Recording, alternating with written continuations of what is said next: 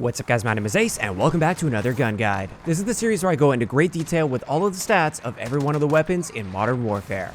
In today's episode, we're going to be moving on to the final assault rifle that launched with the game, and this is the FAL.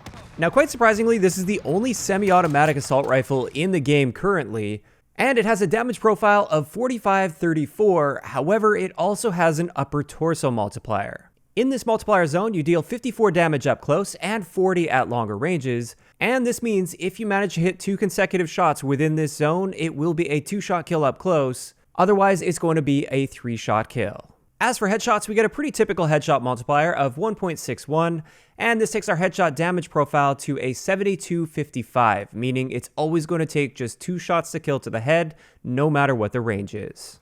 I also want to mention while we're on the topic of damage, with stopping power rounds, this will be a 1-shot kill to the upper torso in the maximum damage range.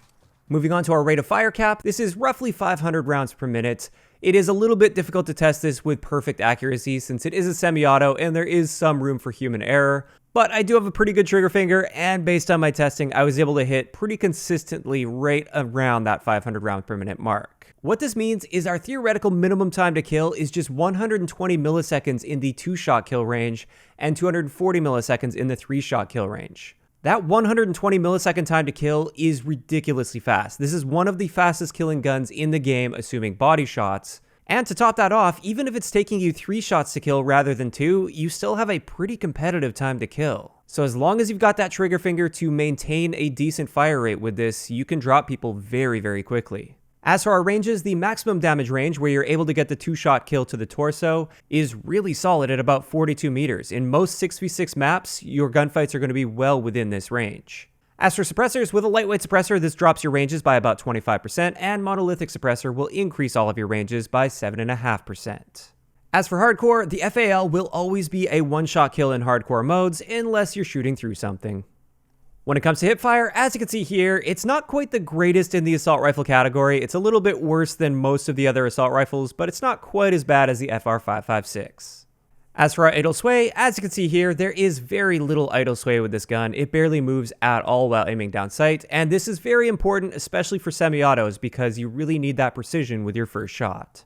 Moving on to our recoil, you can definitely see that there is some recoil with this gun. It does kick upwards as well as fairly strong to the right, and it isn't a nice straight line by any means. It does bounce around side to side a little bit, so even with good recoil control, I do find that this bounces around a decent amount in a relatively small area.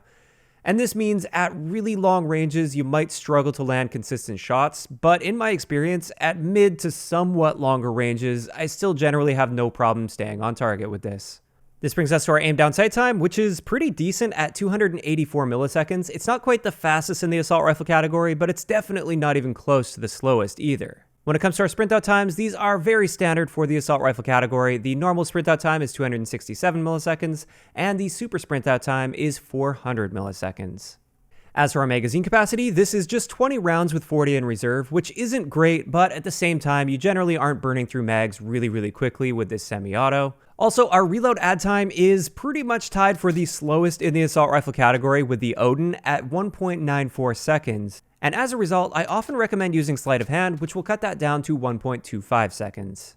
So finally, for the base stats of the FAL, our movement speed is 94%, which is pretty decent for an assault rifle, and our aim down sight stray speed is pretty normal for the assault rifle category at 48%. And with that, it's now time to move into the unique attachments that the FAL has, and of course, we're going to start it off with the barrels. The first barrel you gain access to with the FAL is the 18-inch ultralight barrel, and with this one, it says that it helps with your aim down sight speed, and this comes at the cost of bullet velocity. Based on my tests, you get a very slightly faster aim down sight time at just 267 milliseconds, so it's 1 frame faster at 60 FPS, or roughly 6% faster. In my opinion, this very minor improvement to your aim down sight time is just not worth that loss of your bullet velocity. Moving on to the next barrel, this is the XRK Marksman barrel, and with this one, we get a 25% increase to our damage range, which is a pretty nice boost for this gun. On top of that, we get improvement to our bullet velocity and our recoil control, which if we have a look right here, you can definitely see that you get a much more consistent recoil pattern. It still kicks upwards and pretty strong to the right, but it's a lot more consistent and predictable, which can definitely help. Now these benefits do come at the cost of aim down sight time, and it does slow your aim down sight time by about 3 frames at 60 FPS, so it's roughly 18% slower at aiming down sight, which is a pretty noticeable difference. And on top of that, our overall movement speed is slowed down by about 2%. So definitely some solid upsides with this, but also some pretty noticeable downsides. And finally, for the barrels on the FAL, we have the 13-inch OSW Para barrel, and with this one, this improves our aim down sight speed by about 12%. So our new aim down sight speed is 250 milliseconds, which is great. Also, our movement speed is improved by just 1%, which is hardly noticeable, but it is a little bit of a boost for you. And these benefits do come at the cost of, first off, bullet velocity, which is going to make it a little harder to hit those moving targets at longer ranges. And on top of that, we do lose some of our recoil control, which if we have a look right here, you can see that the bullets tend to be spread a bit more apart. And therefore, there's more of a jump between each shot, and this can throw you off target if you're not very good with recoil control. Having said that, at close to mid ranges, it's still going to be fairly easy to control this recoil pattern. So that covers it for all of the barrel attachments we can get on the FAL. Now I want to move into the other two unique attachments, which are its individual extended mags. The first one we have access to is the 24 round extended mag. And with this one, it says that it reduces your aim down sight speed, but that's not the case at all. At least at 60 FPS, there is no measurable change whatsoever to your aim down sight time. But it does slow your movement speed down by just 1%, which isn't really that bad at all. As for the next one, this is the 30 round magazines, and with this, you do get a very slight reduction to your aim down sight time. It's just 1 frame slower, so it becomes 300 milliseconds.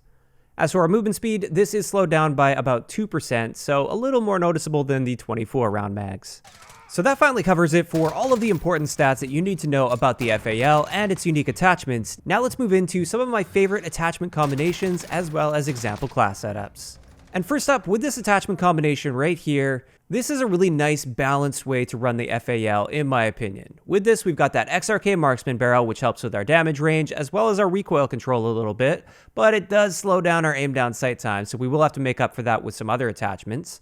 For an optic, I've just got the GI Mini Reflex. I really like this particular optic if I'm going to be using an optic in the first place, but of course that one does come down to personal preference by a large degree.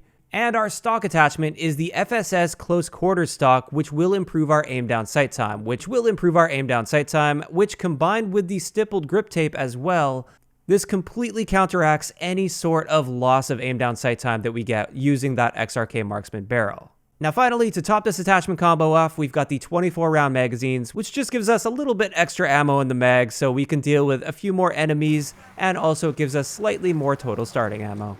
Now taking that attachment combo into an example class setup, this one's designed for ground war game modes, and with this we've got a Desert Eagle as our secondary, we've got EOD for our first perk, Kill Chain for our second perk, because with this setup you're typically going to be hanging back a bit more and picking people off at mid to somewhat longer ranges, so you're often going to be able to go on higher streaks with this. And finally we've got Shrapnel on there, which gives us those 2 thermites so we can take out tanks as fast as possible.